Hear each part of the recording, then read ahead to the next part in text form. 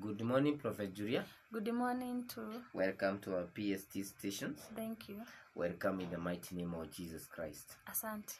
Leo tumekuja kuuliza nini kinachangia wanawake wengi wananyima waume wao tendo la ndoa na inasababisha ndoa mingi zivunjike. Shida inaweza kuwa nini? Juu wewe ni mwanamke, tunataka utupe through wewe juu wewe ni mwanamke.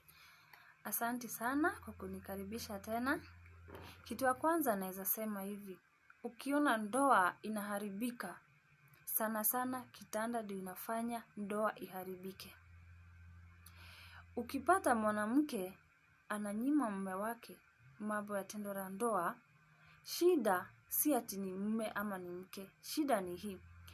Mwanamume unafaa urespect mwanamke wako. Hiyo ni kitu ya kwanza.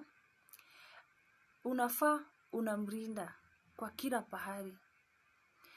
Unafaa unampea chochote anachokuomba. Hata kama hauna, unamwambia leo sina lakini kesho nitapata. Unapata mwanamke wako anakunyima. Kwa nini?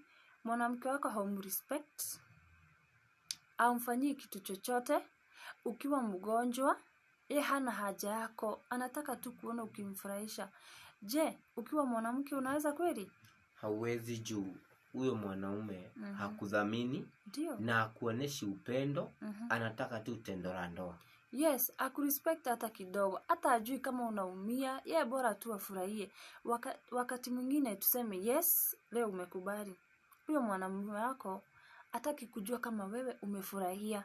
Hataki, yeye akifurahia anasema bas, imetosha. Anakuachanisha na nini? Na feelings zako. Je, siku nyingine utakubali kupeana na nini na huyo mwanamume wako kweli? Hawezi juu yeye haja yake akitimiza inafika ni kikomo chake cha kutoka kwako na kukuacha. Ndio. Ushauri unaweza pea wanaume ambao wako na tabia kama hizo ama wanafanyia wake wao hivyo. Utawaambia aje ndio Mungu asitoroke kwenye ndoa zao na ndio waweze kupata ile baraka Mungu amewapangia katika ndoa zao na katika maisha yao? Asante sana. Wanaume, leo ni siku yenu. Kitu ya kwanza, ukiwa mwanaume, unajua ni wengi mnafanyanga hivyo.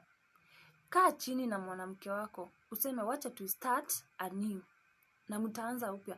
Umwambie, please nisamehe. Chochote nilikuwa nikikufanyia, afadhali tuendelee vizuri na sitarudi kukufanyia vibaya. Kama ni kurespect, nitarudi kukurespect. Upendo yenye sikuwa nimekupea, nita make sure nimekupenda na zaidi nitaongezea. Kitu kingine, kama ni padi ya sex, acha nikwambie kitu moja ukiwa mwanaume. Wamama tunapenda zawadi. Ukitoka huko kazi zako, hata kama tu ni biscuit, hiyo tu imetosha. Bora tu umeniletea kakitu, nitakuwa nimefurahia sana.